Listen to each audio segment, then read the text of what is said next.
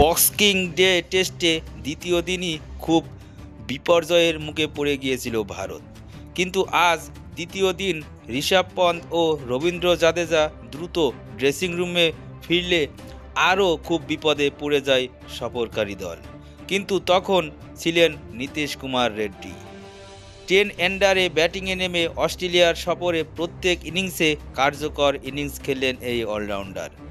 আজ খাদের কিনারায় দাঁড়িয়ে থাকে বুক চিতিয়ে লড়াই করে এবার তুলে নিয়েছিলেন টেস্ট ক্যারিয়ারের প্রথম সেঞ্চুরি। নীতিশের সেঞ্চুরিতেই মেলবোর্ন টেস্টে ফলোঅন এড়ায় ভারত। ভেজা মাঠ ও বৃষ্টি করেছে বারবার বিরক্ত। খেলা হয়েছে 70 ওভার, তারপরেও একদম স্বস্তিতে নেই অতিথিরা। দিন শেষে ভারতের সংগ্রহ 9 উইকেটে 338 রান। অস্ট্রেলিয়া এখনও এগিয়ে আছে 116 রানে। আগের দিনের 5 উইকেটে 168 রান থেকে আজ আবারও ব্যাটিংয়ে নামে ভারত।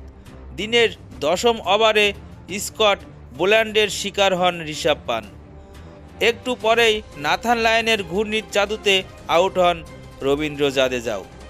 221 রানে 7 উইকেট হারানো ভারতের সামনে উকি দিচ্ছিল ফলোঅনের সংখ্যা, কিন্তু 8ম উইকেটে নীতিশ কুমার রেড্ডি এবং ওয়াশিংটন সুন্দরের 185 বলে 127 রানের অসাধারণ জুটিতে ফলোঅন এড়িয়ে ব্যবধানও কমায় সফরকারীরা। নীতিশকে সঙ্গ দিয়ে 162 বলে চতুর্থ টেস্ট 50 করে লায়নের শিকার হন ওয়াশিংটন সুন্দর। তবে সামাজিক যোগাযোগ মাধ্যমে ছড়িয়ে পড়ে নীতিশ কুমার রেড্ডির 50 উদযাপনের দৃশ্য। দলের চাপের মুখে সাবলীল ব্যাটিংয়ে 81 বলে 50 তুলে নেন নীতিশ। মেলবোর্নে টেস্টে 7 নম্বরে বা তারও পরে ব্যাট করতে নেমে সবচেয়ে কম বয়সী ব্যাটার হিসেবে 50 করার রেকর্ড গড়লেন। পরে তো সেঞ্চুরি করলেন তিনি। 50 করে নীতিশের পুষ্পা উদযাপন, যে উদযাপনে বার্তা দিলেন সহজেই হার না মানার পুষ্পা, ঝুঁকেগা নেই সালা।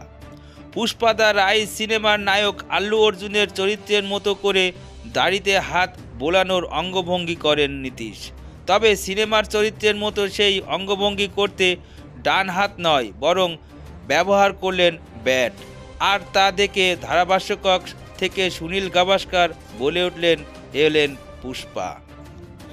বোল্যান্ডকে লং অনের দুর্দান্ত 4 মেরে পূর্ণ করলেন শতক। এরপর উদযাপনটা করলেন মাটিতে ব্যাট দাঁড় করিয়ে তার উপর বসালেন হেলমেট। এক হাত উপরে তুলে আকাশপানে চেয়েছিলেন কিছু একটার ইঙ্গিত হয়তো বোঝাতে।